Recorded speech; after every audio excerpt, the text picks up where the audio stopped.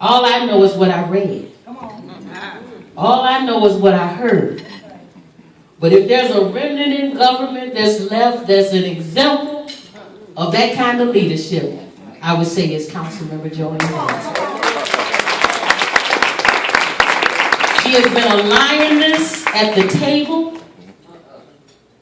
She has been a person that has spoke so eloquently to our issues, to our needs. She has been creative and almost, I would think, one of the most innovative people in terms of writing legislation that regardless of whether it's voted up or down, it tells our story. Come on. It speaks to our needs. I've had the pleasure of standing behind her and sitting behind her at council meetings where my heart was breaking and I knew the heart of the city was breaking. But she said everything that I wanted to say and said it in a way that brought so much honor and so much dignity to the people of Detroit. I can tell you that I'm excited about where Councilmember, her leadership is going to take us. And at the same time, very saddened by the fact that we won't have her at that table. She is one of the most loving, giving, self-sacrificing people that I've ever met. She does things that people just don't do. She gives in ways, and I'm telling you secretly, doesn't miss anybody's birthday.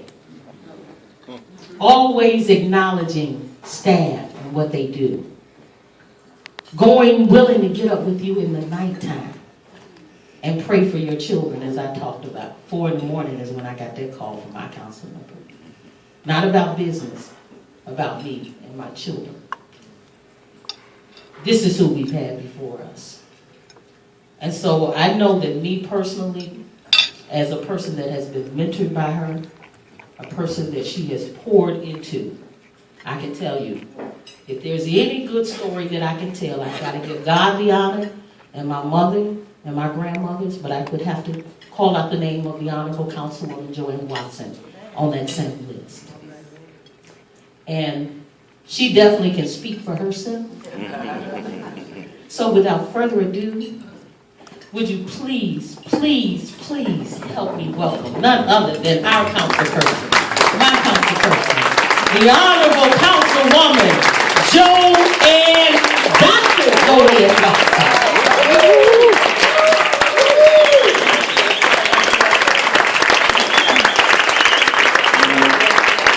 Yes. Praise God. Giving God all the praise. Only God is worthy to be praised. My goodness, this magnificent warrior, Sister Monica Lewis Patrick, is going to render me unable to speak. Let's see. Certainly want to give God all the praise. Thank God for Father Norman Thomas, our host and the great shepherd of this house. He and I were appointed by the Honorable Coleman Alexander Young to sit on the Human Rights Commission. He was the chair of the Human Rights Commission. I was in my 20s. And he let me run my mouth, run programs. I was then the director of the YWCA, and we had started a battered women's shelter, and we thought we knew everything. But what a great, great mentor he has been. It was a Human Rights Commission that really did some human rights back in the day. As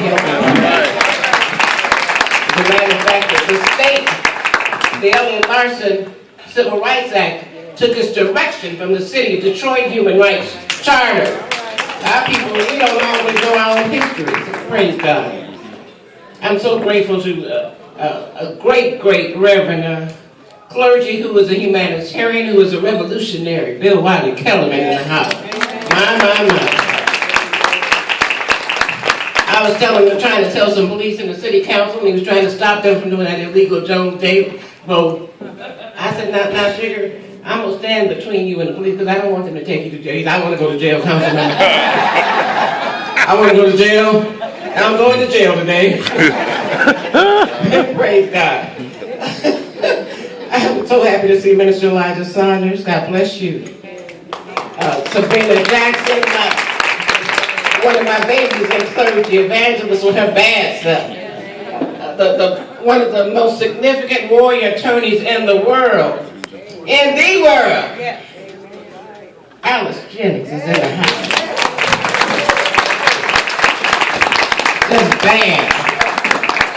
Bad. When you mention civil rights or environmental justice or human rights, women's rights, anything that's on the plane of rights and justice, you got to talk about Alice Jennings, our sister, warrior sister. I want to thank Londa Cabell. Thank you so much. And everybody. I want to thank my brother Jerry Goldberg.